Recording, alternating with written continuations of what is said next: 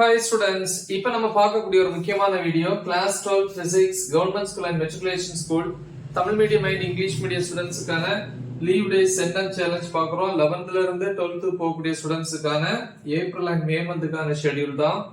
இன்னைக்கு டே 28க்கான ஷெட்யூல் தான் பார்க்குறோம்.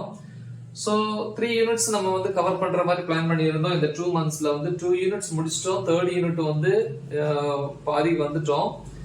ஸோ எல்லா டாபிக்ஸுமே தமிழ் மீடியம் சரி இங்கிலீஷ் மீடியம் சரி டீச் பண்ணி அப்லோட் பண்ணியிருக்கிறோம். அந்த வீடியோஸோட லிங்க் இந்த வீடியோ டிஸ்கிரிப்ஷன்ல கொடுத்துருப்போம். ஸோ அதை பார்த்து நீங்க ப்ரிப்பேர் பண்ணுங்க.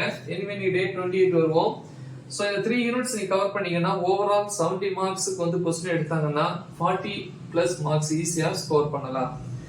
ஸோ மார்னிங் ஆர் ஆஃப்டர்நூன் உங்களுக்கு எந்த டைம் பிடிச்சிருக்கோ அந்த டைம் யூட்டிலைஸ் பண்ணிக்கோங்க. நான் மார்னிங் டைம் கொடுத்துருக்கிறேன் 9 to 10 காலையில 1 hour. டாபிக் நம்பர் 3.10.6 என்ன force between two long parallel current carrying conductors. தமிழ்ல மின்னோட்ட பாயும் 2 இணையான கடத்திகளில் உருவாகும் விசை. அப்புறம் அதை வந்து எழுதி பார்த்துக்கணும் அந்த டைமுக்குள்ள. 10 to 10:15 minutes வந்து பிரேக். 10:15 ல இருந்து 11:15 வரைக்கும் புக் பேக்ல இருக்கிற ப்ராப்ளம்ஸ், புக் பேக்ல இருக்கிற எக்ஸசைஸ் ப்ராப்ளம்ஸ், பயிற்சி கணக்குல first second third. 11:15 to 11:30 15 minutes on the break.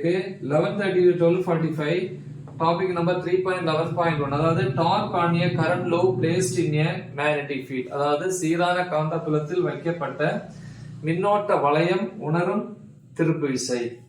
அடுத்து 12:45 to 1 இந்த 15 minutes இந்த क्वेश्चन வந்து எழுதி பிராக்டீஸ் பண்ணுங்க. ஓகேவா? சோ இது வந்து டே 28க்கான ஷெட்யூல். முக்கியமான ஒரு ஷெட்யூல். நல்லா தெளிவா பிராக்டீஸ் பண்ணுங்க. மறக்காம இத உங்க ஃப்ரெண்ட்ஸ்க்கு ஷேர் பண்ணுங்க. All the best. Thank you.